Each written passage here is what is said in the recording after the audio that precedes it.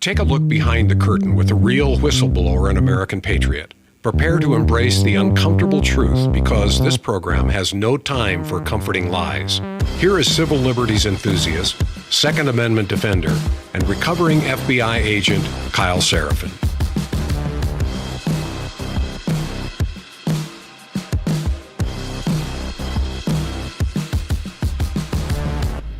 Well, hello, my friends, and welcome to the Kyle Seraphin Show. Today is Tuesday. It is September the 2nd, and I appreciate you all being with us. Thanks to our growing audience over on YouTube. It's awesome to see you guys perking up and popping in with us in the mornings. And, of course, our regular folks over on the Rumble chat. You guys are great as well. So thanks so much for being along for this ride.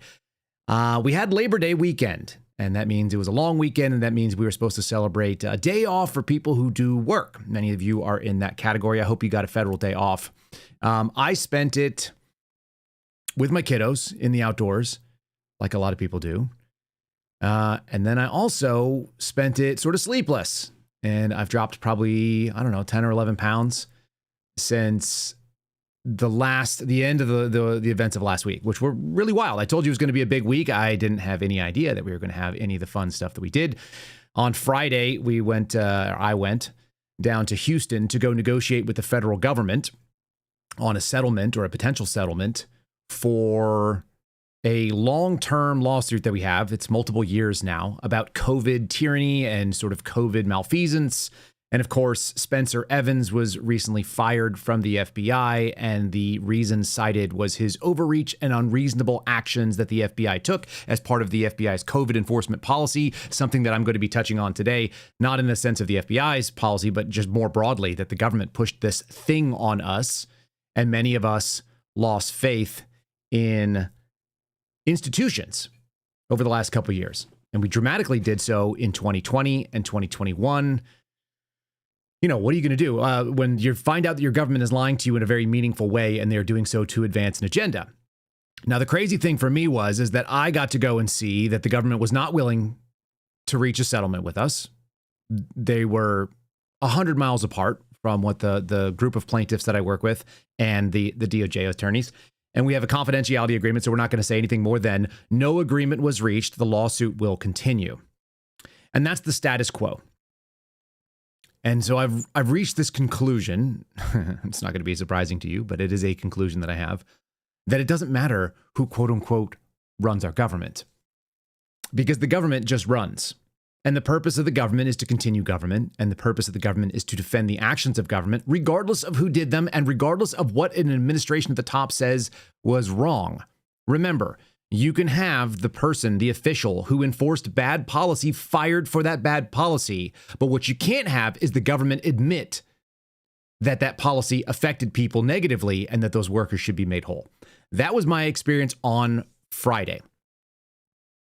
And it's more of exactly what you guys are saying in the chat. That process is punishment. I'm going to go over not so much what was alleged in a lawsuit that was dropped last week, which is a thrilling, exciting thing, and probably the reason why I've lost weight and why I'm not sleeping. And again, I'm not angry. I'm like emotionally distressed over it because the anxiety that comes in from someone coming after you, particularly when they have access to unlimited resources as the top tier of the federal investigative agency. This is just more continuation of what I've seen for years. And I went through this again. I did this initially when I first went public with Dan Bongino and told my story. You step out and you just go, I know that I'm about to walk into a complete buzzsaw and I'm going to do it anyway. And then you find out that the buzzsaw just, you get reprieves. There's teeth that are missing in the saw, but it never really stops spinning at you. And I'm going to give you kind of the timeline on that. Looks like director Kash Patel has decided to return to America from Scotland. No mention in any of his social media posts about why he was there, what he was doing there, or how that had anything to do with FBI business. And maybe we'll find out, and maybe we won't. There's also no mention of whistleblowers being celebrated. I have the alerts on for the social media posts that come out of the FBI director for obvious reasons. And what we found out is that he doesn't seem to celebrate the return of Garrett O'Boyle and Steve Friend and Mike and some others that have been named on this program. And isn't that interesting? I'm going to give you the timeline on why I think that's relevant. And then I also want to talk about sort of the biggest sort of gaslight there is. The main story that runs across all of the major news outlets right now. All of them. CNN, NBC, CBS, ABC, take your pick. They are all talking about two things that are going to be sort of a contrast. A bipartisan push to get release of the Epstein files. That's where all of this started, I think, in many ways. And then the second thing is that we are going to have a fight over the budget because we are now in September, which is the last month of the fiscal year for the federal government. Anybody who works in contracting knows what I'm talking about. But if you guys are not familiar with the way that your federal government that you pay for with your tax dollars operates, allow me to illuminate real quickly. They end the year at the end of September, and October 1st is the first day of the new fiscal year. I have no idea why they did that. They probably set the budget back. Maybe somebody knows the history on this. But allow me to tell you real quickly, your government does not operate on the same fiscal year as you. Most of you, unless you work for a government sort of subsidized agency. And so we're going to have that fight again. And here's my prediction to you right up front, because I'll always do this. I think we're going to see continuing resolution, and then omnibus in some variety. I doubt that that gets done any differently. And the reason why is because I've watched history, and so have you. And you guys also know that all the things they said they were going to do, they immediately move on from that because they're going to give you a shiny new object to chase. And today's object is called the Epstein files. Before we get into the rest of today's program, that was kind of the preview and kind of a warm up and coming in back from a long weekend. Allow me to tell you about my buddies over at Patriot Coolers. I brought the 40 ounce with me in the backpack when I went and sat with the judge for mediation. I bring it with me wherever I go. It's always full of something. In this case, this one is full of an iced coffee because it's a freaking 1,000 degrees and super muggy outside. This one is wood grain to match the, it was actually meant to match the wood grain interior of my minivan, or my wife's minivan. But it also matches very nicely with the set of our house, of our studio here. Guys, patriotcoolers.com is the website. Kyle, K-Y-L-E, is the promo code. It's very easy to check it in there. You get 10% off. You get the same discount if you were a veteran, so you're not getting anything special, but it does allow you to take advantage of, watching our program, and we appreciate that. They've been with us legitimately from the beginning, going back to February, I want to say, of 2023, before there was an audience, before most of you were even aware that I was out there doing this. They were with us, and they've been in our corner, and I'm really appreciated. They are like sort of the most grandfathered in of our sponsors. So they're built for freedom. They are built to perform. They are patriotic in nature and in design and in layout.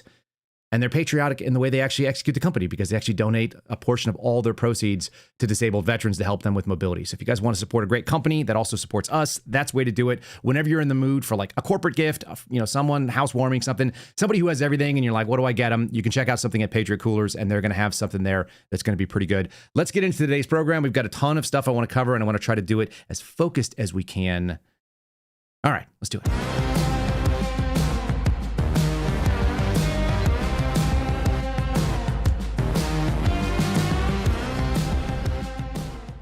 One of the biggest challenges that I always face when I start the program prep in the morning, and I have to wait until morning, or at least I generally am waiting till morning before we actually, get the actual show kind of laid out. One of the biggest challenges is, how do I orient us to a through line that explains what I see going on right now? And the easiest way to do it today was, I found a short that this guy Scott McFarland did. And McFarland is a mainstream media news guy.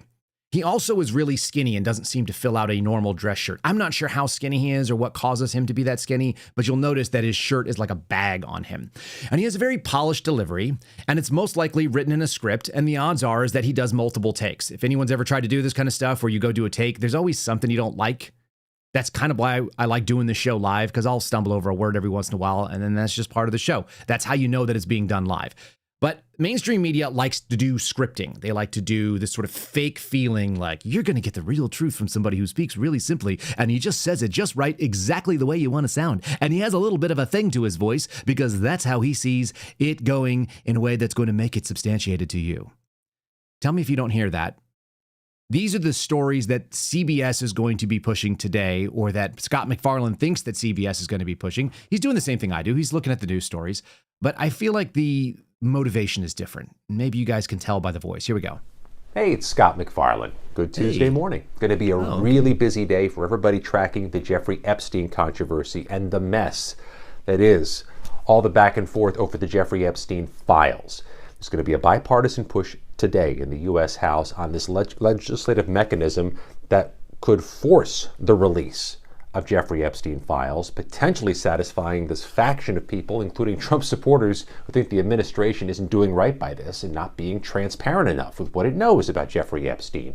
Meanwhile, a group of Jeffrey Epstein survivors travel to Washington, D.C., and we expect them to make public appearances later this week to make their arguments. And some of them have told me they find all of this triggering, all of this to be a challenge to them and other survivors of sex abuse across the country, as Ghislaine Maxwell gets a new platform and a higher profile and an interview with the Deputy Attorney General, and as Jeffrey Epstein's name continues to circulate in this political argument.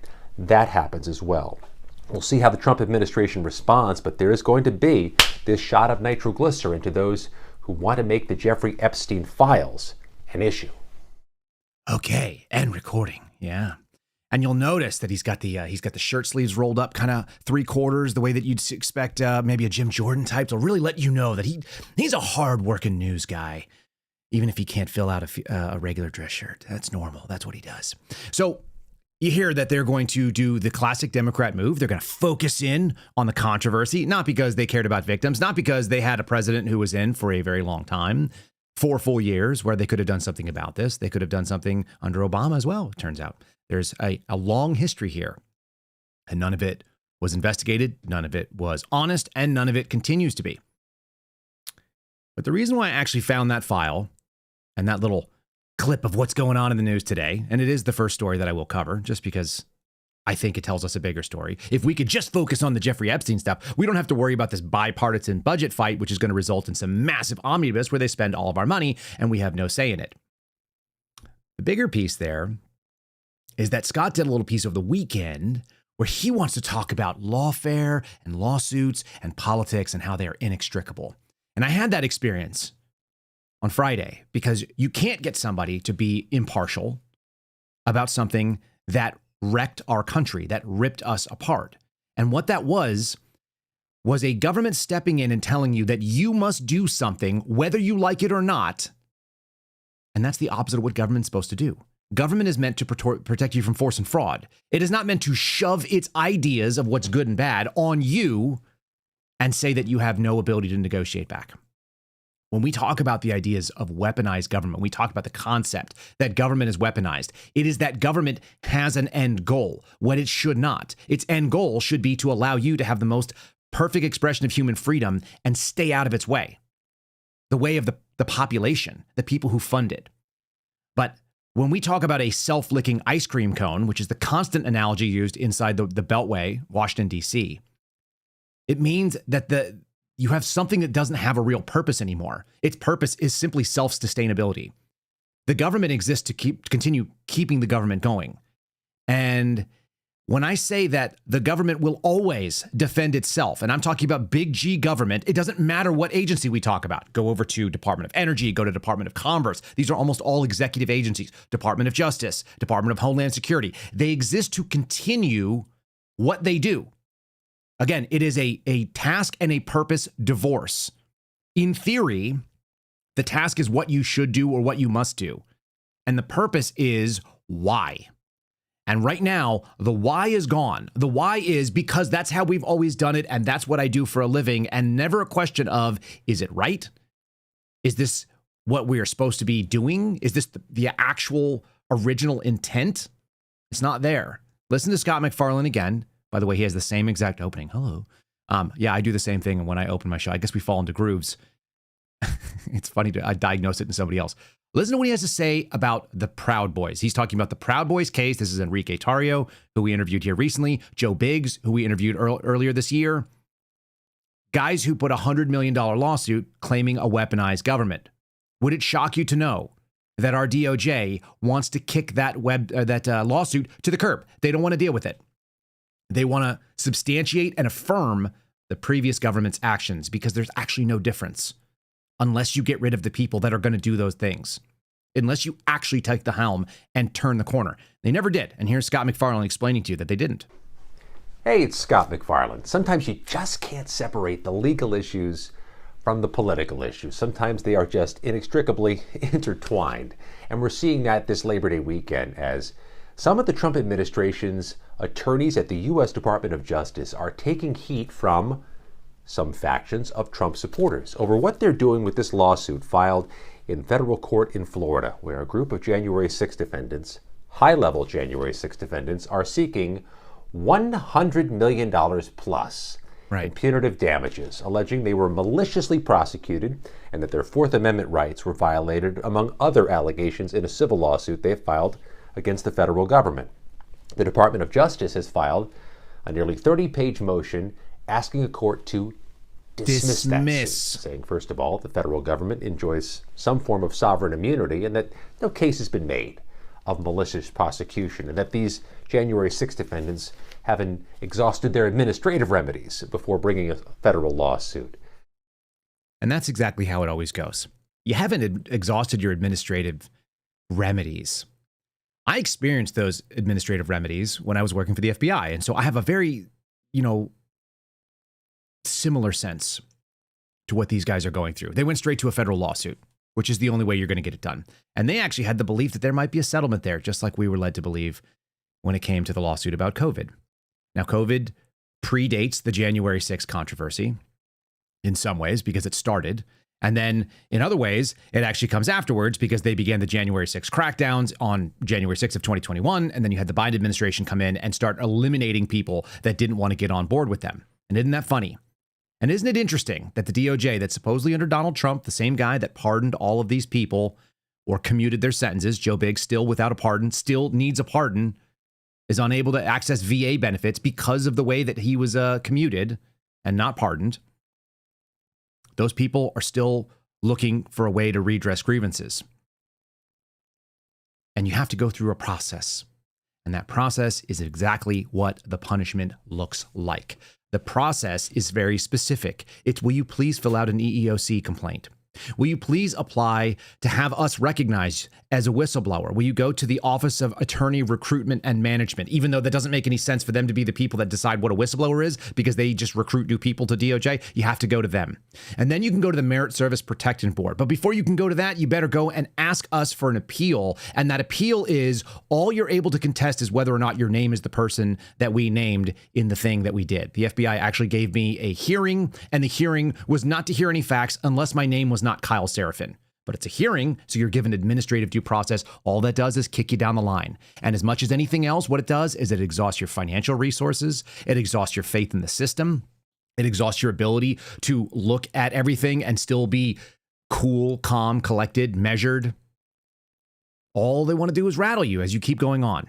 So then you go to the Merit Service Protection Board, and they argue that they don't actually have the right venue. They don't have jurisdiction or standing to be able to recognize your case. And then you end up in the EEOC, and they say, we've done a 65-page study, and it basically affirms that the government looked into themselves and found that they were not guilty, and there's just no evidence of it. We didn't go look for evidence, by the way, but we didn't find any evidence that was presented when we didn't go look for it. So we're unable to substantiate your claims, and so we're just going to go ahead and say that we wish you the best. And by the way, you could appeal that if you want, and we'll look at it again and do the same thing. And maybe in like 6 to 8 to 10 to 9 years, like some of these whistleblowers reinstated last week, maybe you will find that somebody gives you back pay. They've wrecked your reputation. They've wrecked your health. They've wrecked your psychological status. They've wrecked your trust in the federal government or the systems. They've destroyed all the things. Maybe you're on a bunch of medications now. You're probably financially ruined. But we're going to get back to you on that, okay? And that's how this all looks.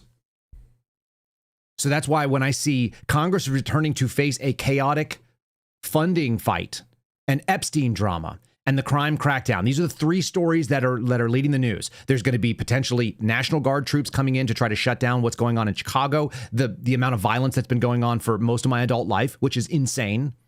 They're going to talk about Jeffrey Epstein as though suddenly the left cares about trafficked children or a pedophile or things like this when they had the ability to deal with it, when they had one of their greatest champions, Bill Clinton, right, and his wife were national prominent figures. They kept their mouths shut. And now there's a possibility that it can wound the Donald Trump administration, so they're going to go after that.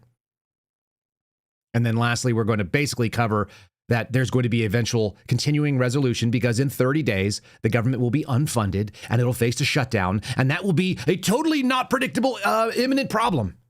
So what are we going to do about it? Well, we're going to have to kick the can down the road so we can evaluate this later. And why do we have Mike Johnson as the Speaker of the House from the Republican side, even though we have both houses of Congress and theoretically we have the White House? All this stuff is all done. This is a Republican term because this is all show. This is all theater. And the guy who actually got his job campaigning for the job, saying that we would do single item appropriations for government agencies, he's nowhere to be found, that guy. How many of you can remember the fight to unseat Kevin McCarthy? Someone sent me a picture of Kevin McCarthy today because we were talking about wealthy people with lots of money who just happen to live with other wealthy men in their 40s and 50s. Totally normal thing to do. I want to give you guys kind of the progression of what happened of late. The process is the punishment, and why I have such empathy for the Proud Boys. And I think they had a new hope when they got out of prison, and I don't blame them for it. In fact, I'm glad they did, because God, that'd be rough. And then you kind of see that it's always a process equals punishment situation. I'm going to read you some facts from our friend Phil Kennedy. Mr. Kennedy was the emeritus producer. He is the reason for this podcast. In many ways, he encouraged me to do it. He suggested to me that I get out there and start talking, and he helped produce the original episodes and gave me the motivation to go and get a voice. So this is from his Twitter X feed. I'm just going to read. He says, what you need to know about the Kyle Kash drama. This is obviously a reference to Kash Patel. And these are the timelines that he sees. This is obviously not without chatting with me and some of the other suspendables. So this is not something that is going to be foreign to you. Number one, Kash and Dan didn't plan on reinstating any whistleblowers. I think that's evidenced by the fact that they didn't. In the same way that the Trump administration did not go out there and solve the problem for the Proud Boys, as evidenced by the fact that they had the power and they didn't. I'll look at Joe Bigg's commutation versus his possible pardon. It would have cost him nothing politically, Donald Trump, at that point. It would have been out of the news already, but instead the man is still suffering. Today I saw a post. He said something about hearing voices and having some, obviously mental trauma that is ongoing, and he can't get it addressed because he doesn't have any money and he doesn't have access to the VA, even though he's a veteran and a Purple Heart recipient and served this country and bled for this country. So that's pretty tough to deal with. That feels like betrayal. Number two, Kyle reported on the Mar-a-Lago raid and the case agent pilot who was flying Kash Patel around on the FBI jet. You guys know about that. That was August 4th. I gave pre-warning to people inside the Trump administration, political appointee, to be able to get that to the right folks. The White House was pissed, and it picked Andrew Bailey in an unprecedented co-deputy director spot. You guys know that was announced publicly, and then I also turned around to number four. Kyle reports that Andrew Bailey is actually Kash and Dan's replacement. It's very simple to me. I've never heard of anybody getting a co-managerial spot because you were doing a great job, and the co-manager who got the co-managee assigned usually doesn't get to stick around. Mostly because you're not doing a good job. Maybe you're doing a miserable job. Maybe you don't want to be there in the first place. I think all those things apply to Dan Bongino, so he's gone. But none of you can name the last 5 FBI deputy directors and what they do today, outside of Andy McCabe, who we're going to play in a minute. None of you can name what they do. You don't know who they are, and you don't know what they did. And most of you, if you pay attention to this program, know that Andrew Bailey is a potential national figure, and he was the number one choice initially. We made the case, and that got a reaction. In order to save his job, number 5, Kash Patel launches a Hail Mary, posting about reinstating 10 whistleblowers without consulting the DOJ or the whistleblowers' attorneys. As I told you guys at the time, there was no deal in writing. And by the way, that 10 included 2 that were already on board. So they went after it and had to figure out another 8. And so they did. And they were all the 8 that were represented by Empower Oversight, the whistleblower attorneys. They were having issues with DOJ, and that issue specifically was Kash Patel. That he couldn't come to the deal. I announced that they didn't have the deal. The White House pissed again because he put his foot in it another time, sends Kash Patel to Scotland for a timeout. This is our analysis. This is not necessarily factually a claim, but it's our belief that the White House sent him there to get him out of the way. And as a result, over the weekend, last weekend, not this previous Labor Day, but the one before that, they ended up signing a deal, getting it together. And the final details were announced on the 26th. And so, through his attorney and girlfriend, Kash Patel, this is a direct quote, he says, through his attorney and girlfriend, Kash sues Kyle for repeating something previously said by other media personalities.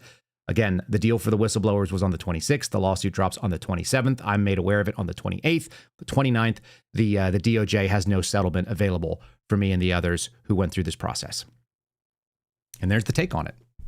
What do you do with that stuff? Because again, process being punishment, I have a lot of empathy right now for what those Proud Boys feel. And I'm also looking at our government and seeing that we're not in a good place. And we actually have an ongoing disaster area directly across the pond that we can look at, and we can see where this goes. It's real clear. Because the previous administration and the ones before that, you can have Donald Trump 1.0 be a speed bump, but the overwhelming push to derail this country in the way that we're seeing it, it's just an acceleration of the previous things that have been going on. And as I said, we have an example of what it looks like when you take the brake off, when you get rid of the speed bumps, and it's right across the pond. It's what we separated from. They don't have all of the measures of protection that we have. So I'm going to play you a guy who's British talking about Britain, and I can't help but seeing the parallels. We share a culture, we share a national origin, we share a lot of common law, which goes back 500 years. We share a revolutionary moment where we separated, but we still maintain strong allyship with this country. We've worked with them in the last several wars. Yes, they actually started off trying to eliminate our ongoing nation status, and then they became reliant on us. Like many things, we grew back together. It's like a sibling fight in some ways, I would say. You can fight with your sibling and draw blood, but if somebody else tries to come after your sibling, that's your sibling.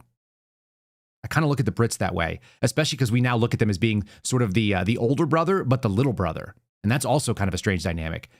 And they seem like they're screwed.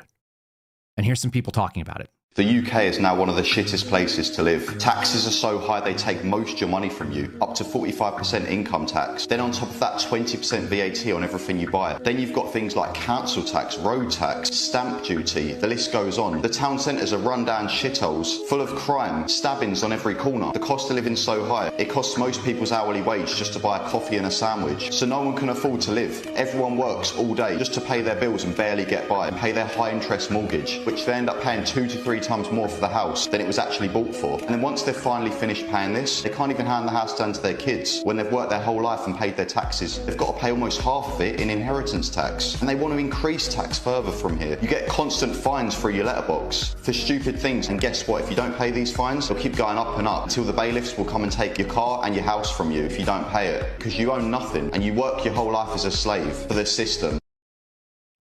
It's almost like you hear that sort of World Economic Forum mantra, you'll own nothing and you'll be happy because you won't know any better. How many of us are living in a tax burden that you couldn't fathom, or your parents couldn't have fathomed, or your parents' parents certainly couldn't have? And you think, well, we could just turn it around with a vote. And then you see stories like this. And I don't think you can turn it around with a vote. This is NBC News. This is a left-leaning news source. Donald Trump faces a hurdle in banning mail-in voting, and that hurdle is his own Republican Party.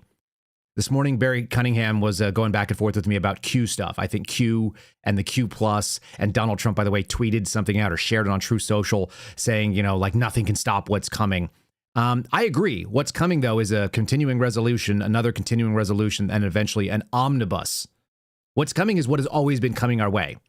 And in many ways, I don't know that anything can stop what's coming. There's really only two possibilities: servitude to a government that no longer serves us, or something that looks like 1776, which is the kind of thing that you saw Vivek Ramaswamy and Donald Trump campaigning on in 2024.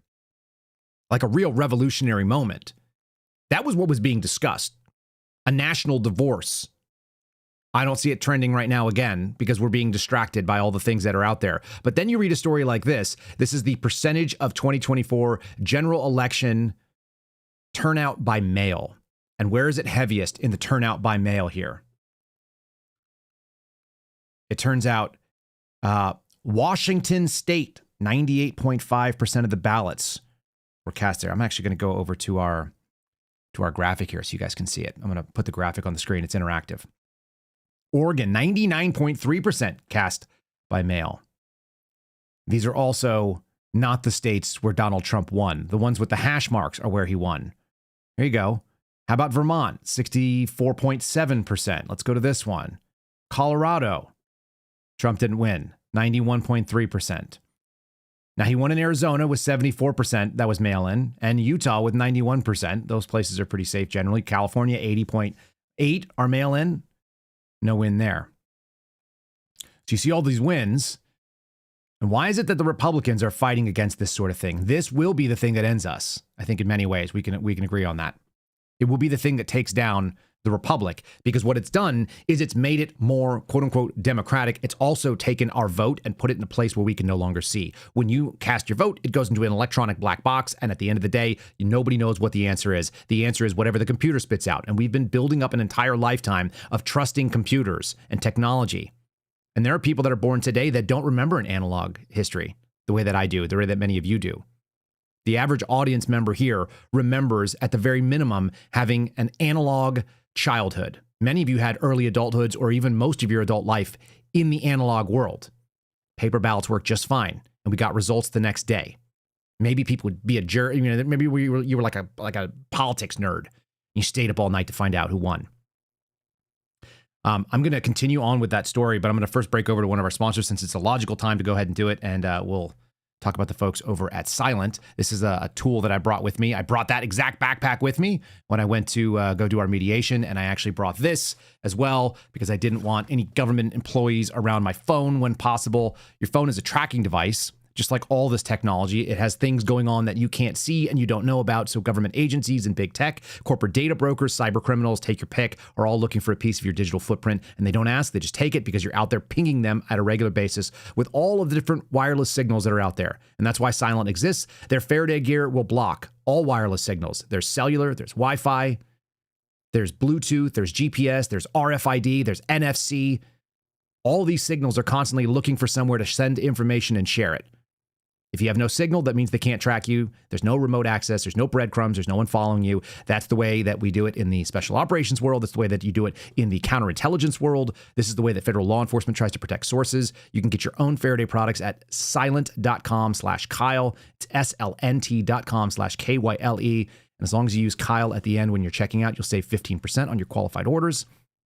They make really good products. They make intelligently designed stuff. And if you're a government operation, you need to have US-made stuff, Berry compliant, you can get that done too. And you'll pay the price that on that. If you want to choose your price and you want to buy something that's sewn overseas with an American company, you can do that as well. Their stuff is used by the US military. It's used by various law enforcement agencies, and they make an outstanding product. I've tested the other ones that are cheap, and they tend to fail. That's just the way that they work. They almost all have some sort of a leak in their design or in the way that they're actually manufactured. If you guys want to get something that works, check out this, and it is a really, really smart thing. There are more pockets in this than you can think of, and it carries more stuff than you would imagine. You can literally carry an entire broadcast suite with you, which I did, and you can also carry, like clothes for the entire week if you're like me and you don't wear that much clothes. Check that out, slnt.com/KYLE. I'm going to go back into this story here about banning mail-in voting. My view on vote by mail is that it should be permissible, says House Majority Leader Brian Posthumus. I think that's how you say his name. He's in Michigan State. He's a Republican, and he endorsed Trump. But I believe currently the way it exists, specifically in Michigan, is at the highest risk for fraud. Oh, yeah, what was your first indication? We lived through a place where we started discrediting some of these things. But this discrediting happened a very, very long time ago. I love this. This is the chair of the Vermont Republican Party. Donald Trump often does. He sometimes overstates his case. I don't think anyone supports complete elimination. That would disenfranchise men and women overseas. And I'm not sure that's his intention. So if we can do the same thing that they do on abortion, if we can just try to hone in on the exceptions to the rule, then we'll just say that the rule in general is bad. And why is that? And I think it's because the status quo continues to be undefeated. You cannot beat it. It continues to just do what it does. Government continues to do the thing that government does. We want it to remain the same because then it's predictable. When it's predictable, we can go out there and we can sell influence, and we can go out there and move money around, and we can take yours, and we can do what we want with it because you're not paying attention. And it's really not sexy to talk about voting systems. And my eyes glaze over too. My buddy Joe is 100% focused on this all the time. He sends me technical data and papers and white papers and research and algorithmic regressions to try to find curve of best fit for decay models. And I'm just like, I don't have the bandwidth. I can understand it technically, but I don't want to, and I don't care. And I imagine many of you are in the same boat. And when they play on that, which they do, then you got people saying, look, you don't want service members not to be able to vote, do you? I mean, wouldn't that be terrible? We don't want victims of a child sex predator or a guy who was out there who was trafficking in teenage girls. We don't want that guy to get away with it, even though he's already dead, do we? That's why we have to hold the Epstein files accountable suddenly, even though we didn't previously. That's why we need to, make sure that mail-in balloting is there for people who are sick or old. Well, how about the majority of the voting population?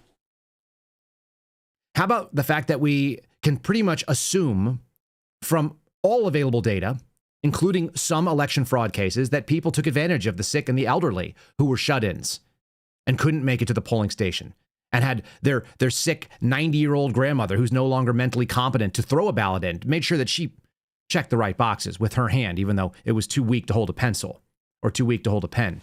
So we mailed that thing in. The government continues to do what the government does. Always. And it doesn't fight against itself. Unless you get people that are really disruptive. And there's a thing. There's a couple of people in the Trump administration that seem to be disruptive. I've mentioned Tulsi Gabbard before. If you guys have heard me talk about it, Chris Wright, he's the Secretary of Energy. He seems to be a disruptor. Lee Zeldin seems to be a disruptor. There are people inside this administration that clearly get what the mission is, which is go stop the thing that was happening. The government was not working the way that it was designed. It wasn't protecting you from force and fraud. In fact, it was partaking in the fraud. And so if your government is part of the fraud, the right way to do it is to stop said fraud.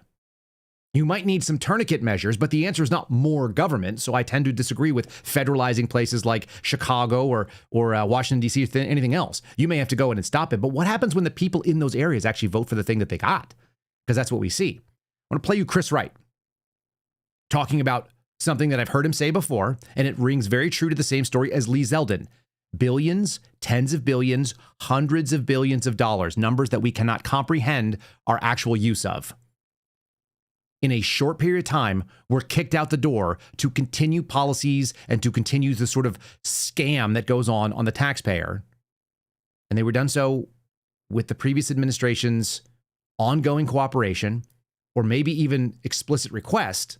And the people who did this stuff continued to work there, and they were all okay with it.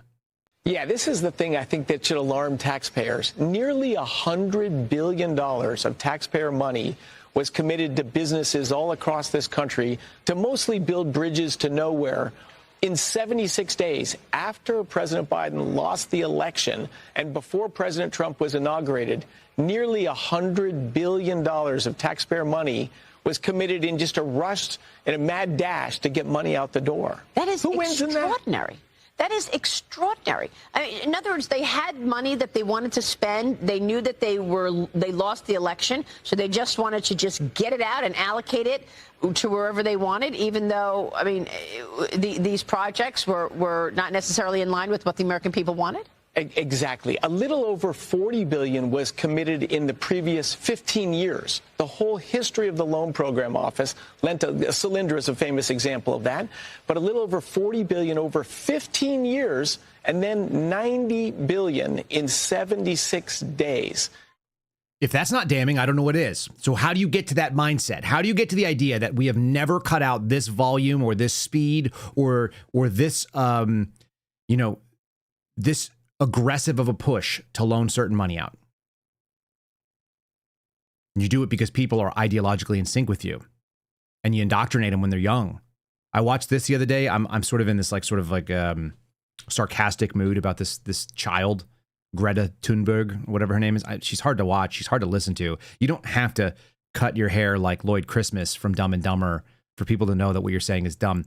But I think she actually believes this, and she's celebrated for it. And there's plenty of dumb people that think she's right. And then there's the really dangerous people that pull the strings and manipulate this attitude. So she thinks she's part of a global uprising. She thinks that really, the tide of human destiny and righteousness is behind them. This is a religious conviction for people who, generally speaking, don't have any religion. That's how you start celebrating Godverment. Listen to these words and tell me that you don't root for the sea in the age-old battle between sailboat and sea when man takes to the waters and tries to travel somewhere. Apparently, she's going to sail back to Israel again. For all the billions of dollars we give them, don't they owe us something? Can they not just put this ship out? I don't wish for people's demise, generally speaking, but I would like it if she maybe had some humility and didn't have a boat anymore. So maybe they could sink the boat and then rescue her and ban her from boats. But this story is also about a global uprising, about how people are stepping up when our governments fail to do so. For every politician that is fueling the genocide, further environmental and climate destruction, and further colonization and fascism, there will be people escalating the resistance against that.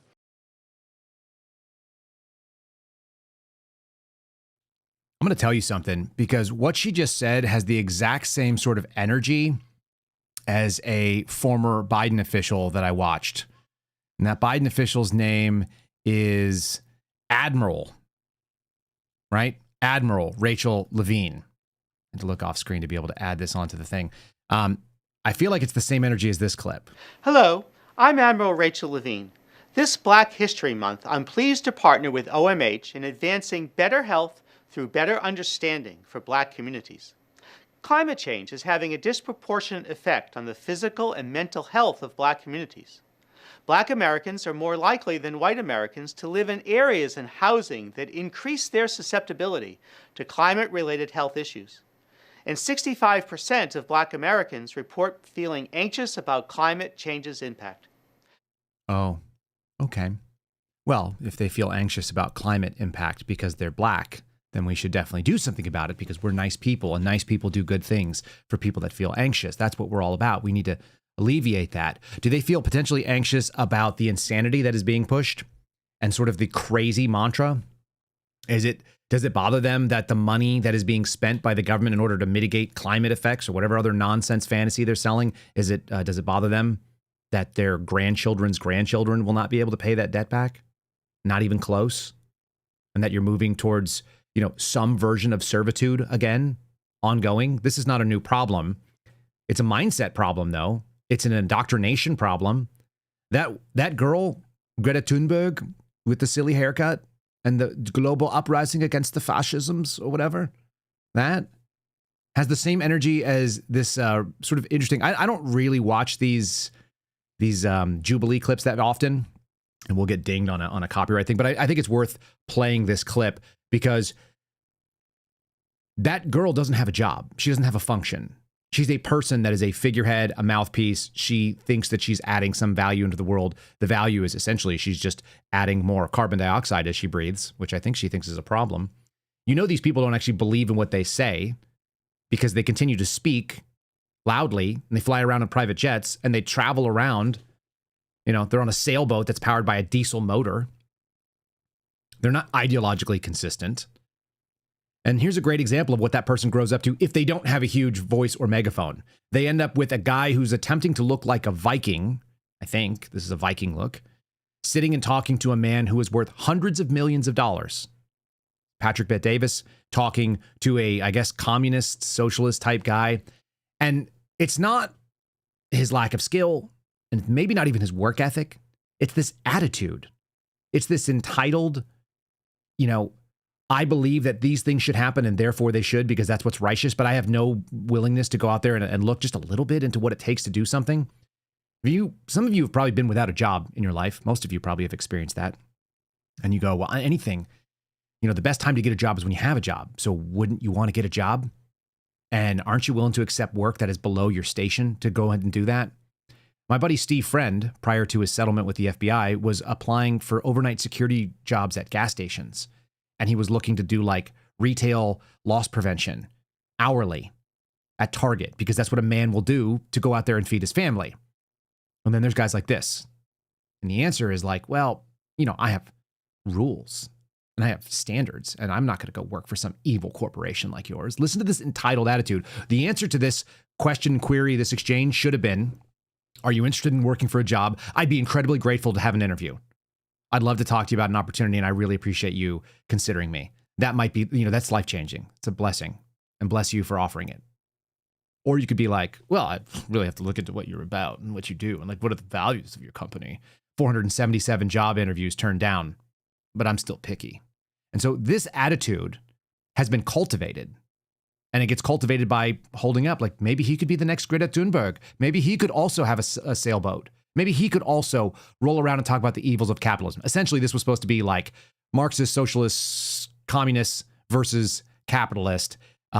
It's not even fun or interesting, because all the arguments they have are just garbage and noise. And then I'm going to show you that this garbage and noise continues on no matter where you go. You can take it from a podcast with a bunch of unserious people and a guy who's close to $1 billion in worth. You can also go and watch it on the mainstream media, and the people are watching. We're all cheering on our, avatars. in media.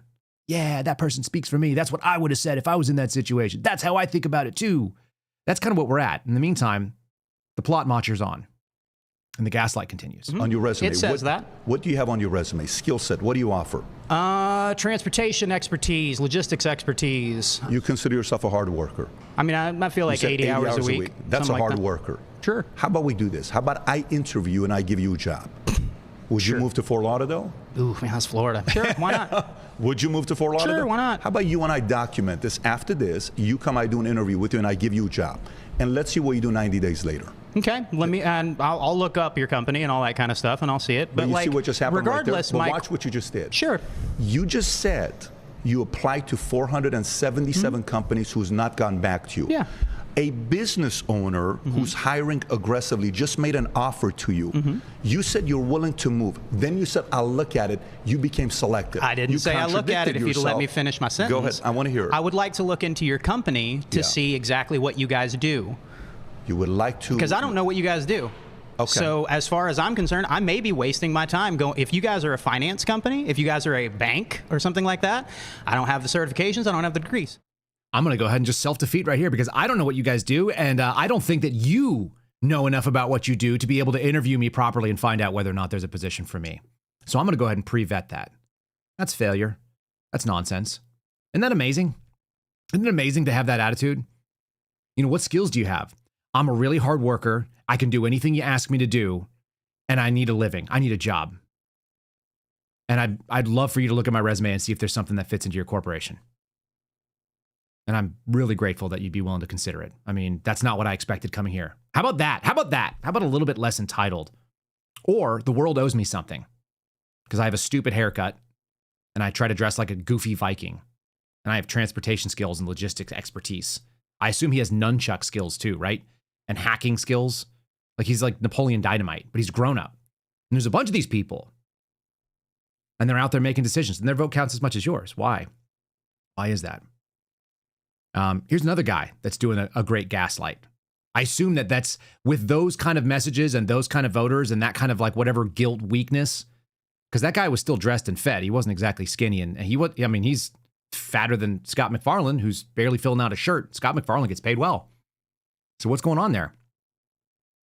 And then you start seeing some of this weird gaslight stuff, and I cannot help but think that people that have that losing attitude also must fall for this sort of propaganda message. Here's because it feels good, right? It feels good to be in the virtuous category. Here's the mayor of Chicago, Brendan Johnson, and the discussion is whether or not the National Guard should come in and take care of the violence problem, which we're going to talk about in 1 second here. That's one of the major stories of the day. J.B. Pritzker and Mayor Johnson are going to push back against Donald Trump to what? The benefit of their constituents, of the people that live there? And people buy that? You tell me if you can believe this guy. Hey, what's up, Chicago? It's your Mayor, Brandon Johnson. We're here for the annual Bike to Drive on a beautiful day. It's Labor Day weekend. Just want to send a message to the rest of the world. This is not a hellhole. We're building the safest, most affordable big city in America, and we're doing it together. Let's get it. Hey, what's Yeah, let's get it. This is safe. It's not a hellhole. You know what? When you want to go on a TikTok program, or if you want to go out there and put some messaging out into the universe and let people know that your city is not a hellhole, and that's something you have to do. When you say something like, this is a vibrant city, we have all kinds of welcoming opportunities, businesses are welcome here, we'd love to see you, consider Chicago for the move when you want to relocate your company. If you're thinking about bringing people in, why don't you come over? Check it out. No, your sales pitch is Chicago. It's not a hellhole. That's a hell of a sales pitch. Why would he have to say that? Here's Hey Jackass again. I can't help it. Like every time I see someone from Chicago try to make a claim. Up to this point this year, as of this morning, the total number of homicides in the city of Chicago, which is a city of roughly 2 million people, is 293, with 245 of them were shot to death. We've actually gotten an increase on the rate of murder. Previously, it was in the every 20-something hours. It's now under 20 hours on average, 19 hours and 58 minutes. Every 19 hours and 58 minutes, more than one per day, somebody is killed on average in Chicago. There are more homicides than there have been days this year. And August was great. They had a total reduction month on month to 43. So again, it's like close to, almost 1.5 homicides per day. That's pretty shocking. And if you look at the week prior that he was involved in, homicides were up 63% in the week that he recorded that video. So that's pretty amazing. And if you guys have never seen this, you know exactly where he's at in Chicago. He's in one of these neighborhoods that has 0 homicides. That's why it feels really good. That's why it's not a hellhole. There's plenty of places you can go in Chicago where you are statistically very safe. And here they are. They're all like this light blue color. And you can see the ones where it's very low with an intermittent homicide, over the last year. And they're this sort of blue color. And then you start getting into the red areas where you can go and probably be killed in a much more high likelihood, let's say. So it's neighborhood based, of course. And I'm sure the people that live in Chicago that have nice properties are like, yeah, it's awesome here. We love it. It's my favorite. And then they go, but hey, do you want to go to the South Side? Do you want to go hang out in that Austin neighborhood that I always see? Oh, no, I don't go there. That's how you get killed. Oh, I got it.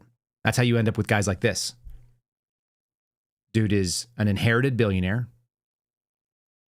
He is the mayor of Illinois, or he's the governor of Illinois, rather. J.B. Pritzker says sending troops to Chicago would be an invasion. Now we have to use strong words. We need to pit us and them together best we can. An invasion by Donald Trump and the administration. Not a temporary safety measure because you have record homicides as a city and have for a very long time. And in theory, when you look at some of the old historical discussions of the United States, they would always mention a few cities. You guys, I don't know if you know this, but guys like Oscar Wilde would talk about it.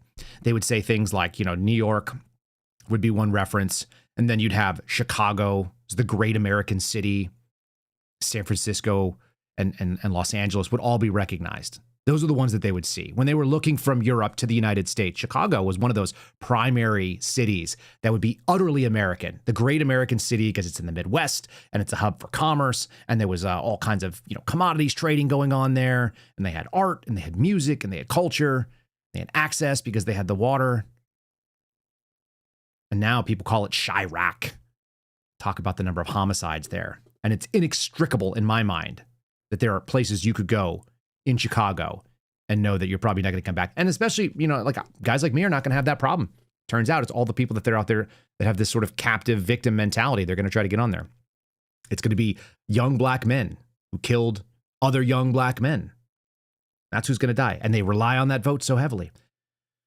Illinois Governor J.B. Pritzker told CBS News the Trump administration has not communicated with the state, reporting a plan to put military forces in Chicago, calling the idea an invasion. They've already done this in Los Angeles. They've already had some litigation about this stuff. We already found out that there are ways that this can be done legally, at least according to the courts. Of course, they'll relitigate it. They've asked about a possible military deployment to America's third largest city. And he said, it's clear that in secret, they're planning to do this.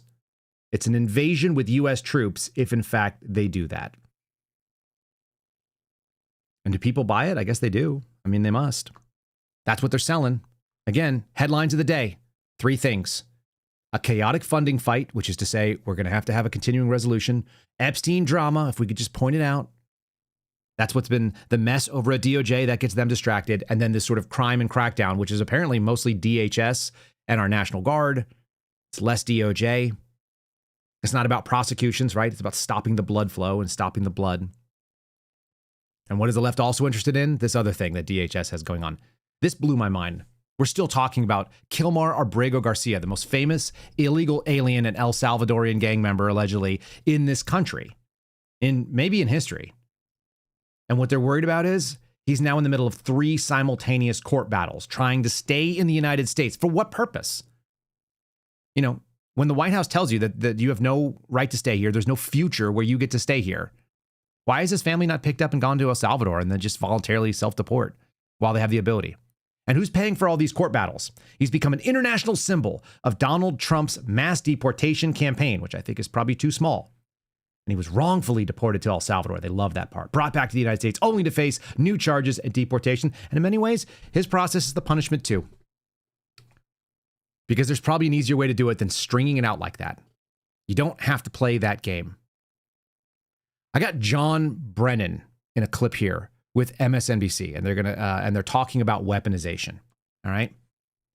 And he is not wrong. If they're going to use the means of government to smear and attack people who fit into the categories of folks we don't like, if they're not going to use the justice system to do the thing that we used to think was going to happen, which was justice, right? Justice is prosecute the guy, put him wherever you need to, go out there and bring your court case. Why he's still in the United States is beyond me. The fact that we are able to do lawfare for this guy and fight tooth and nail for some illegal alien that no one thinks that he's an American citizen and that he came to the United States legally. So how are we still fighting about that? And in the meantime, a lot of people have a strong belief that our government went after us as just regular tax-paying citizens. How is it that we have to deal with them like destroying reputations, refusing to make things good when they've already shown that the thing that we said was bad was bad? In the case of my lawsuit that's against the FBI, we said that Spencer Evans did things that were over-aggressive about COVID. And then the FBI, under the current administration, said, yeah, we agree. That's why we're going to fire him. And then we said, do you want to settle with us? And they said, no. You had the same situation for the Proud Boys. We think that there was an over-aggressive and a targeted prosecution against us that was unjust. And Donald Trump said, I agree. Many of you will be pardoned. The rest of you are let out of prison for commutation. You don't have to serve the rest of your sentences. And then they said, do you want to pay us for the pain and suffering that we went through? And they went, no. Do you think that that's going directly to the ear of Donald Trump? Or do you think that's being handled by mid-level bureaucrats that are still carrying out process as punishment? And we are going to simply use the tools we have to destroy the people who stand against us. Even the people that I don't like are supposed to get due process, folks. Including John Brennan, who has never been indicted for a crime, having been investigated and had grand jury subpoenas pull all of my records. It was a very sobering experience because I used to have a security clearance not long before that. And the minute I didn't, they come after you. I can imagine this is probably a real scary moment for him too. And I actually have a little bit of sympathy for it. And I think you're foolish if you don't too, because it's not about what side of the politics are. It's whether or not you're convenient to the machine. Look at this. If we can't convict someone, we will name them and shame them. And that seems to be largely what's guiding them here, no? That seems to be the intention, which is to damage individuals. You can damage them reputationally, you can damage them financially, professionally, and so on. And so by putting out these investigations or making these referrals or whatever, it does a lot of damage already, even if it never goes to trial or it doesn't go to a conviction or whatever. And that's the intent. And unfortunately, Donald Trump, who, President of the United States, has tremendous authority and ability to use the instruments of governance. When I was watching that cabinet meeting this week, it was absolutely nauseating that all these individuals were fawning over him, but are so willing to be manipulated and be exploited by him. Okay, but then let's also be really fair. That was the same thing that the previous administration did as well. If that's where we're at in human history, we're screwed. The country is screwed. It's not what we sign up for. I'm going to give you an example of that. I always play the both sides here. I'm not trying to be in the middle. What I'm saying is I don't like any of these people. Okay, yes, I don't like people fawning all over the president. I don't like people fawning all over Joe Biden. Remember, he was able to do a 360 back slam and then do cartwheels and 100 push-ups before anybody else could even get out of their chair. Like he was an amazing super stud, basically like Superman in a feeble, like 80-year-old man's body who couldn't even stay on his bicycle when it was standing still. By the way, being on a bicycle standing still is the hardest thing to do. Let's be real generous about that too. Here's Abby Phillips from CNN, and she's arguing that, the stuff that we're seeing today, going after John Bolton and his mustache, that's not right. People are like, are you serious? What's funny is that everybody wants to make the argument, no, you guys are the bad guys. You guys are the bad guys. If you point the fingers both ways, and I'm sitting in the middle going like, no, all of you are the worst. And you've been the worst for a long time, and we're just distracting. We're quibbling over pennies when the real system was like subverted from what it was supposed to do probably 100 years ago. Let's do this. Here's Abby Phillips just making noise. There is no evidence that there was some top-down order of political retribution in either the Obama or the Biden administrations. I'll concede to you that Donald Trump... They made up like the Russian hoax and they used information to go after Donald Trump to try to undermine his entire presidency. Okay. And they all signed their names to it. Are you going to give me a second to talk or no? No, but you can't say that didn't happen. Listen. It happened. The Russia hoax, first of all, was Donald Trump prosecuted? They did it to impeach was he him. prosecuted? He was impeached over it. Okay, so he... That's a big deal. It's called overthrowing the will of the people. First of all, he was impeached over his handling of Ukraine. He was not impeached over the Russia investigation. Over a perfectly good That's phone the call, first which, by the way, thing. became accurate on Hunter Biden. The second thing is, here, let me just read to you a list of people that Donald Trump and his top cabinet secretaries have said are going to be the subject of investigations. And as long as we can get you quibbling over that, we can gaslight you. Oh, the previous administration, Obama didn't do any of that, and Biden didn't do that. I'm telling you they did, and I'm telling you that they're still doing the same thing. And why would that be? It's because the same people that said yes to everything continued to say yes. And how did they know they were going to have them in there? They did something called a COVID vaccine mandate. That's one of the strongest mechanisms to find out what was going on. It's the reason that I have a lawsuit. We interviewed Bill Taylor over the weekend. You guys may have seen that. I recommend you check out our interview. If you missed it, put it on your list of things to check out. There's a part 2 coming up. And a lot of his ongoing commentary is incredibly biting against the FBI, but I think it applies across the spectrum of all of government. And the reason and the salience of the argument is very, very clear to me. There are a lot of people that said I had to get the shot in order to keep my job. I watched Tracy Beans get beat up on social media about it as well. She's obviously a friend of the program. She's been a stalwart person. I think her principles are very aligned with the way that I say things as well. What's crazy is every single person who got that shot in the FBI had to sign a form that said they did so willingly and without coercion. And so they lied. One way or another. Either they were being coerced and they claimed they weren't, or they were not being coerced. They did it voluntarily. One of the first interviews I did was with a guy named Dan Bongino. You guys remember that. And the first thing that I remember taking away from that I was very proud of what I said is, I am not mad at people who thought they did the right thing. I'm always mad about people who knew it was wrong at the time, in real time, and chose to do something different. They knew it was bogus. They knew it was fake. They knew they shouldn't follow it. They knew it was an unlawful order. And they chose to act otherwise for convenience, for money, for status, for pension. It doesn't make a difference what the reason was. If the reason wasn't, I believe that this is the right way to do. It's hard to get really, really mad at the people that are so twisted that they thought what the Nazis did was right.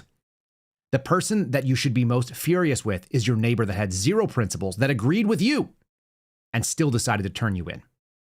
And I worked with those people. I worked with a boss who was a coward and found that out in his late 40s, that his principles were worth like 150 grand a year. He said, I have a mortgage, I have alimony, and I have to pay those. And so even though I agree with you, I'm not going to do anything about it, even though I swore an oath to do the right thing and to expose things that were wrong. I'm going to go ahead and just push this stuff out. Is that not insane? And there were a lot of people that were complicit in that one. An awful lot. And it looks something like this. We do have some breaking news. Drug maker Pfizer just announcing the results of its vaccine trial for adolescents. It says its coronavirus shot was 100% effective at preventing infection and sickness among 12 to 15-year-olds. This could be a major game changer for reopening schools across America. So joining us now is Dr. Chris Purnell. She's a public health physician and fellow at the American College of Preventive Medicine. Dr. Purnell, great to see you. 100% effective? Is that, John and I haven't heard numbers like that. Is that unusual to find that efficacy rate? Well, that's even higher than what we were reported when we had 95% efficacy in adults. Look, we know these mRNA vaccines are a game changer. The technology is different. The technology is very promising. I mean, it's 100%. It does not get any better. 100%. Yeah, that's even better than 95%. Do you know that what numbers mean? Numbers mean if they're bigger, it's better in this case. Amazing, amazing things. No questions, no skepticism. Hey, is there any examples in history of 100% effectiveness in anything medical? Oh, no, there's not. What happens if you apply a tourniquet to an artery? Is there a 100% chance that person won't bleed out? Oh, there's not. It reduces their bleed outs by 98%. What's the 2%? Failure to apply it properly, additional bleeds, whatever. There's no 100% effectiveness. Total nonsense. And you know what's crazy? When I heard those, because I remember hearing that in real time, just like all of you did. I was like, oh my God, I've seen this before. I've seen this movie. I've seen that movie. And so have you, probably. This story came out on CNN. This is one of their lead stories today. Trump raises fresh questions about COVID-19 vaccines that he said ripped apart the CDC. There's this big controversy because they're trying to rejigger the CDC for institutional credibility, and it's gone. And they're fighting over whether they should get Hep B vaccines to babies. Right? Hep B vaccines to babies. Hep B is a sexually transmitted disease. And women are tested for Hep B when they're pregnant as a general course. So why are we forcing it on babies? Unclear. We got to do it, though. Have to. We must. To be able to protect the babies, or maybe to protect something else. When I see that kind of stuff going on, when I see that a guy who's left, it was this Dr. Daskalaki. Do you remember him? He was like the guy with the satanic tattoos, and he's a very prominent monkeypox dude. He was the czar of the monkeypox thing for the Biden administration. All that stuff. And so you talk about people that are seeing the mission. How do we fix it? We need to restore credibility. We need to be able to look at our institutions and not immediately distrust them the way that we currently do. But I'm telling you, that 100% thing, you know how I knew it was BS? Because we've had messaging and Hollywood telling us this for a really, really long time. If anybody tells you they have the answer, you know you got something that's a lie. There's a Bad Religion song about this. If you guys have never heard the song, The Answer, check it out. It's really good. I'm a punk rock fan by sort of growing up. That was my favorite. And I loved Bad Religion because these guys always seemed to sit right in the middle and poke shots at everybody. I kind of have that same mentality. This is how I knew 100% effectiveness was nonsense. Just because we were just about to launch into the zombie apocalypse. That's from I Am Legend. It's a Will Smith movie about the last man who had just a rare immunity and didn't die. 10,009. We had all of them cured. And then we didn't worry about the long-term effects. Anyway, I've seen that movie. So have you. I've already seen when you have 100% effectiveness. And I don't believe you. Neither does anyone else. Comedians were talking about it. This is Jimmy Dore talking about what happens when you tell the truth too soon. It is one of the biggest things that you can find yourself on the wrong side of. And I think it's a common expression. I think it's something that we probably many of us share in the audience and sitting here at this desk. Let's laugh about it for a second. I don't have many friends after COVID, right? I told the truth about COVID. And you want to experience social distancing, tell people the truth about Tony Fauci. They'll stay away from you. And I'm not saying that the COVID-19 vaccine doesn't work. All I'm saying is everybody I know who got the COVID-19 vaccine then got COVID. Is that how vaccines work now? Could you imagine if we all got the polio vaccine and in the same year we all got polio? I'd be like, hey, I don't think that polio vaccine works. Why do you say that, Jim? I got fucking polio!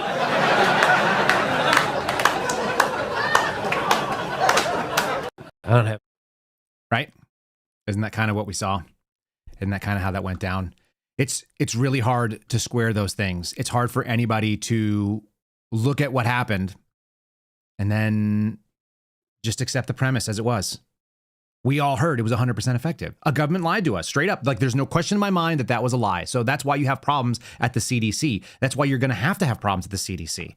And you know what? For his part, Donald Trump is actually saying the right thing. I don't know if he got messaging help or what, but he was always touting Operation Warp Speed. It was the best. It was the greatest thing. Here's his post that happened over the weekend. He said, I want them to show the data now. He's talking about them, show now, to the CDC and the public and clear this mess one way or another. I hope Operation Warp Speed was as brilliant as many say it was. If not, we all want to know about it and why. And that's the first public comment he's made about this. It's really critical. Why is it? Because some people understand the mission. And it seems like RFK is one of those guys. That was Jimmy Dore, a comedian, talking about social distancing and what happens if you say the truth too soon. Here's the health secretary speaking to a comedian and getting the laugh line with the same exact line, except he's being dead serious. So again, some people seem to understand the mission. It just doesn't seem like there's enough of them in the places that we need it, because the government continues to do the thing that the government does. And why is there even any resistance to this if theoretically Trump is in charge, if the Trump administration took over and the mission that was actually campaigned upon is the thing that people took into heart? Is that what was being executed? I don't think so. There's still independent revolts happening in every single agency. It doesn't matter where they're at. Here's HHS Secretary talking about it. There's 25% of Americans who believe that they know somebody who was killed by a COVID vaccine. Killed? Killed. 25% of Americans, 52% of Americans believe that the vaccines are causing injuries, including death. 52%. Oh, if you look at the clinical trial studies, the actual studies that were done that were released of the Pfizer vaccine, Moderna has not released it. If you look at the Pfizer vaccine, there were 22,000 people in the placebo group, 22,000 people who got the actual vaccine. And the people who got the vaccine had a 23% higher death rate from all causes at the end of that study. But that could not be the disease itself? No, well, because we know that if it is, then the vaccine doesn't work, does it? Well, it's early. Well, no, that's not. That's. Of course, that's true. It's just a simple argument. All you got to do is follow it. Either it works or it doesn't work. If there's 23% more that die that got the shot, that turns out to be really problematic for your claim of success. And we're all focused in on that because that's what happened 5 years ago when a lot of people woke up and said, hey, I don't think the system is actually doing the thing that we thought it was going to do. Our government doesn't prevent us from force and fraud. They're not following through on promises. Yeah, we know politicians lie. That's our default position. But why do we accept that? Why are they allowed to? Why do we have to fund it? Well, it turns out we have to fund it because if you don't pay that money to continue the thing on that you may not agree with, then you are done. And that didn't used to happen. That's relatively new in the American experiment. Well, let's call it halfway in. So we're quibbling over whether or not the government can force you to inject yourself with something, or whether or not they can take things from you with or without your permission, and that they can coerce you into something. Meanwhile, the means of that coercion were established over 100 years ago. So this is a guy, he goes by the Elder Millennial. I'm going to borrow his sort of summary. It's a 3-minute long video. I'm not going to play the entirety of it. I'm going to give you the upfront kind of piece of it. We'll put it over on the kyleserafin.com for you guys to reference as a succinct argument that I have made multiple times that the 16th and the 17th and even the 19th Amendment were all things that subverted the Republic as it was designed. And we're discussing now whether or not we should have mail-in ballots, when in reality, we should discuss whether or not our government can compel money out of our pocket at the federal level. And we already lost that battle. So we're fighting for like the scraps. Again, we're the ones who are now irritated with an 8.5% tax on fireworks, celebrating a war that was fought over a 2% consumption tax on tea. And so I can't get away from that. Anyway, this is the argument. You guys know that 1913 was the year we actually lost control of our country, right? Oh, and just for historical context, World War I started in 1914. I mean, look, I'm sure that was a coincidence, but let me just tell you all the things that were created in 1913. First, the Federal Reserve, which is neither federal nor has any reserves. It's basically a private bank that just controls all of our money. Second thing created in 1913 was the IRS. And I'm sure it's just a coincidence that it was created the exact same year that a private bank took over all of our money. Yeah, I'm sure it's a coincidence that that was the year they started taxing you. Like, you work, they print, and then you pay them back with interest. Yeah, that makes sense. The next thing created was the Rockefeller Foundation. Yeah, and let's be real, that was all about philanthropy. It's not like they took control of medicine, education, science, and basically the health of the world. I mean, let's be real, all they were doing was donating money. Yeah, it's not like they were buying control of everything. Oh, and that worked out so well, right? Because people are healthier and more self-sufficient than ever, right? Oh yeah, also in 1913 was the American Cancer Society. I mean, that sounds like a good thing, right? That can't possibly be bad, except it was completely funded by extremely wealthy people. But even though it was a charity, they never really gave to anyone. No, they just took their money and invested in pharmaceutical drugs. Oh, and chemo. Yeah, instead of taking that money and investing in companies that were trying to find a cure, no, we'll just invest in companies that use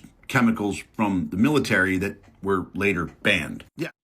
There's far more to it, but that's the gist of the argument. We're sitting here arguing, as one of you just said, about whether or not the carpet is the right color or whether we want to replace the drapes. And meanwhile, there's holes in the roof and it's on fire.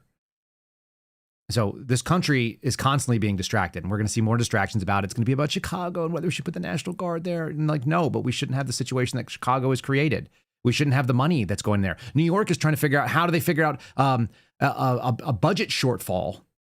I actually have that clip too. I might as well play it. This is Curtis Sliwa. He's running for mayor of New York, where they're talking about putting a legitimate communist in, a socialist who wants to have state-run industry, which we've already seen what that looks like. And you had PBD arguing with a communist and why that doesn't work. And they're talking about budget shortfalls because the assumption is the government's just going to spend that money. In the same reason that we're going to talk about, oh, how do we fund the federal government? We have 30 days to pass something. When in reality, the question should be, why do we fund it at all? And why do we fund any of these things? We've seen enormous examples of fraud, whether it be mail-in ballot fraud or whether it be the fact that they were taking our money and sending it overseas and then turning around and getting it right back, whether they're talking about we're backing vaccines that claimed 100% effectiveness while people were still getting it in their clinical data and they were dying from all-cause mortality. I'm sure it was just that. Like, there's a lot going on here where we are just being constantly distracted by the stupidest, smallest pieces of it. We don't ever get to the root cause, which is like, is this government meant to function this way? Was it ever designed to function this way?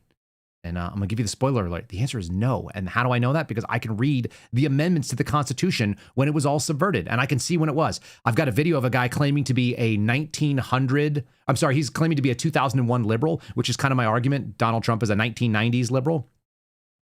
Meanwhile, the answer is like going back to like a 1880s Republican if you wanted to be anything. That's why I'm not a Republican. I can't be. It doesn't hold my values. Anyway, here's Sliwa making the argument that, like, why are we talking about how to fix a budget shortfall when the answer should be stop spending money? Why do we always have to keep increasing tax Well, we revenues? want to, because we've lost 140 billion. So how are we going to increase it without raising taxes? Well, let me explain. If you cut the city budget, you won't need as many taxes.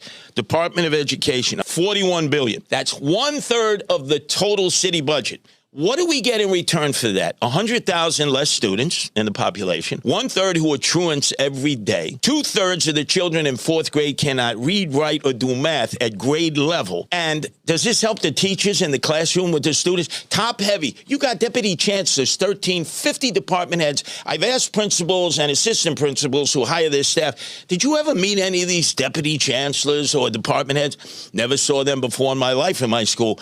What are we paying them? Tracy, friend, boo, whatever you want to call her, of Eric Adams, no-show job at the Department of Education for 2.5 years. The problem is people act like that's not what the system was designed to do. And expecting a different result would be insane. It's the reason why the Proud Boys don't have a settlement. It's a reason why my group of FBI employees that are plaintiffs against the government, we don't have a settlement offer either. It's the reason they're fighting it tooth and nail, and they would love to see it dismissed. Even though theoretically the people at the top agree with us. If we had a conversation, I imagine with the Pam Bondi, and we're like, hey, look, we were done wrong. Isn't that what you ran on? They'd go, yeah, for sure. Does it ever get there? Absolutely not. Because we've accepted this middle position. This is what the middle position looks like. I'm wrapping up here, but this is the middle position. We're going to do even more this week, talking about more of this ability to push complete nonsense and make you believe that it's necessary for your life. And it keeps you away from the original argument, which is whether or not you're healthy or not, whether or not your body functions the way it's supposed to, whether or not your government is doing the thing that it was designed to do. They're arguing about whether it's efficient about something that it was never supposed to do. Being a 2001 liberal who identifies as a Republican right now is actually not maybe even the symptom. It is probably the root of the problem, because they don't even know what the problem is. And they can't even look into the spiritual battle that's underneath it. I'm a 2001 liberal. That's just Republican now, which I think in this town makes me a Nazi. You know, like, it's the same thing. I'm pro-gay, and that's not good enough. You have to be pro-trans and pro all this new thing. But if a girl was to like a truck and baseball, instead of us in 2001, we go, that's a tomboy. Now we would go, oh, well, she has to cut off her and she must be trapped in that body. It's an attack on the gay community, in my opinion. You're sterilizing them, you're compromising their brain development, or bone development. The fact that we're getting past that so easily? Yeah, I'm afraid it's far more nefarious than that. What is a safe space? They say it's a safe space, but really it's just a way that they can get you alone and indoctrinate you. Oh my God, They'll say, oh, you know, you don't have to ask your parents. They wouldn't get it. They're old. Don't ask your older brothers or sisters. We'll give you a safe place where we can give you Marxist nonsense. It's not safe. It's not safe from you. You're a grown-up and I'm a little kid and you're trying to confuse me. There's a lot. I see a direct line between why that person saying that and seeing that problem is problematic, and that's how you end up with a Greta Thunberg. That's how you end up with whatever Ragnarok guy with the freaking Viking haircut telling a guy who's worth $500+ million, like, I'll look into what your company's about. It's all being just directed at the wrong stuff. We're going to have arguments about things like that are already accomplished. Like, how do you know socialism doesn't work? Oh, because they tried it and didn't work. Well, that wasn't real socialism. I kid you not. That was actually brought out in that debate. I've watched about a dozen of the little interactions back and forth between PBD and these so-called communists. Some of them who are very articulate. They don't know anything, but they're really articulate. So that's kind of where we're at right now with these things. And meanwhile, that 100+ year plan, it's all working. You're all distracted about the things you're supposed to be distracted about. And then you see stuff from like Whitney Webb, who I don't necessarily always agree with, but on stuff like this, there's way too much sense here because this is a slow march where all of the evil plots, they all end up converging. If everybody comes from a place of evil, from subverting the brilliant experiment that this country was started on, and they've been slowly chipping away at all the foundations, you end up with one kind of ring to rule them all, right? All the rings in Tolkien, they were all different vices that were all different plots and plans. They all had different kingdoms that they were all holding on to. Then you end up with something like this, where it's like, what if we could just unite all these evil tribes together into one complete engagement of subservience? There's a coordinated global policy push for digital IDs as the new form of government-issued identification credentials. And they're essentially all based on your biometric data, which can be your fingerprints, your face, the iris of your eyeball. And the idea is essentially to collect all of that data and have it housed or have it tied directly to your digital ID. So your physical ID will be mapped to the digital ID. Digital IDs are not really a separate project from CBDCs and this new digital financial system. And UN documentation and also documentation from the Bank of International Settlements, they very overtly state that CBDCs and digital IDs are meant to go together. And without digital IDs, the CBDC digital finance system cannot exist. One of the reasons it can't exist without that is because of the KYC functionality built into this digital financial system. They have the know your customer protocols. They have to know who you are. And so they want to have your wallet tied to a digital ID and have that digital ID be mapped to your physical ID through the biometric data collection. So there's different efforts to make digital IDs either as NFTs, non-fungible tokens. There's also the efforts of Sam Altman of OpenAI and his WorldCoin project, whereby you scan your iris, you give them the biometric credentials of your eyeball. They give you a unique identifier, a digital ID, and it's inherently tied to a digital wallet. That is the same model the UN is using. They've already implemented it for refugees getting food assistance from the World Food Program. It's called Building Blocks. It's on blockchain. It involves refugees scanning their irises, and in order to buy food or receive their rations, they have to check out of a grocery store style place in the refugee camp, and they check out biometrically with an eyeball scan, and then the amount of food they have, the monetary value of that is subtracted from their digital wallet connected to their digital ID and their iris. So ID 2020, the UN and other stakeholders in this particular sphere often argue that the reason this is necessary is because of what they call the identity gap. And the identity gap is the claim that the lack of digital ID is preventing people, mainly the world's poor, from accessing essential services, whether it's banking, whether it's education, whether it's healthcare. They claim the only way for these people to be able to access these services is to onboard them to these identity schemes. Perfect. That's it. If we just knew more about you, if we just had more power to solve the problem and knew what your problems were, then we'd be better at solving it. And we give that as examples because we've already solved all the other people who are miserable's problems too. We have such a great track record of fixing the problem. That's why we now have coming up on $40 trillion debt as the United States debt continues to grow. And when I was in high school, it wasn't even 10. We have more than 4 times the debt of my childhood in my lifetime. And it took almost 250 years to get there. And then it took 20 years to quadruple. Lets you know, real simple. But focus in on that. Don't focus in on the things that were getting us there and all those things. That know your customer thing, by the way, How many of you remember a time when you used to be able to cash a check and you didn't have to show an ID? You just had to know if the check was good. Go watch. If you guys want to have a funny story and you want to go touch a historical FBI case because it's out there, go watch the movie Catch Me If You Can or read the book. The story of Frank Abagnale and his great scams. None of those things could be done today. Not one of them. Did that benefit you, the person, or did it benefit the banking industries? And my take is that it benefited the banking industry. Theoretically, it benefits you because there's less scams. You can't be, you don't have as many people out there. But that's what happens when you have a very low trust society, which is where we're moving towards. And the lower the trust, which they have done through all kinds of scams and lies and frauds and gaslighting, we have no trust. Guess what? That means we need to have more control.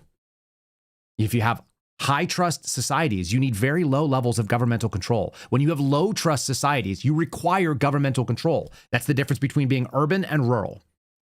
And so we are in this divide, this national divorce, where some of us want to still live in high trust societies and keep our doors unlocked and be able to say hi to our neighbors and pop in and turn off their alarm or make sure that their oven isn't on and they could call us and the door's already unlocked. We have a key to it. And some of us want to live in apartments where we don't know the person that lives next door to us. And those things are not really compatible societies. They're not the same society. And we've moved closer to that urban version, even in the rural areas. And I don't think it's by accident. That's where I'm going to end it today. I've got more stuff to cover on about SSRIs. I want to talk about some things about statins and so on. There's more and more data that basically just shows all of these things are all individual plots moving towards the same thing, which is we're just going to tell you causation is correlation or correlation is causation. We're going to make arguments to you that are going to subvert your trust. And the first version of it is we're going to get all your money. And the second version is you're going to not believe in any institutions no matter what they are. And you'll be screwed. Guys, there's going to be a Spotify ad right here towards the end. So I appreciate you listening through the end of it. And I'm also going to encourage you. There's a Spotify ad. Encourage you. Sign up for the channel. So many of you guys have joined up over on Locals. I really appreciate that. We've seen a huge boon over there. If you want to financially support the program and what we're doing over here, it's KyleSerafin.com. KyleSerafin.com. You could be a free member and just be part of the community. That's also cool. If you want to jump in, I think it's $50 a month for the year. You get early access to all of our interviews. You get the call-in show where you can call in and tell me what you think on Thursday nights, and I like that as well. And then lastly, you're supporting what we're doing and staying independent because nobody else keeps us going. If you guys want to be part of that, again, KyleSerafin.com. You can also go to rumble.com/KyleSerafin. You can follow us on X @KyleSerafin, or you can do the YouTube thing, which is, YouTube.com/@KyleSerafin. There's an @ in there. Watch us on Spotify, iHeartRadio, whatever else. If you guys want to do that, we appreciate that as too. All those things are great. And make sure you like the video. Make sure you leave us a 5-star review if you're listening on those places. Subscribe, share it, etc., etc. Send a friend the link. KyleSerafinShow.com. Push it out there. We're going to be sane. We're going to continue to be sober about this. There's no time for pom-poms right now, especially when, quote unquote, our team is in the driver's seat and they're not hitting it for us. All right. Hopefully you guys got a little taste of comedy. So that'll be the palate cleanse of the day. And we'll go get you some fun stuff for later on. I hope you have a fantastic Tuesday for those of you that are mid-work week, or if you're just getting started. God bless you. I look forward to seeing you throughout the rest of this week. Thanks for listening to The Kyle Serafin Show, streamed live weekdays on rumble.com/Kyle Serafin. Follow Kyle on Twitter, Truth Social, and Instagram @Kyle Serafin.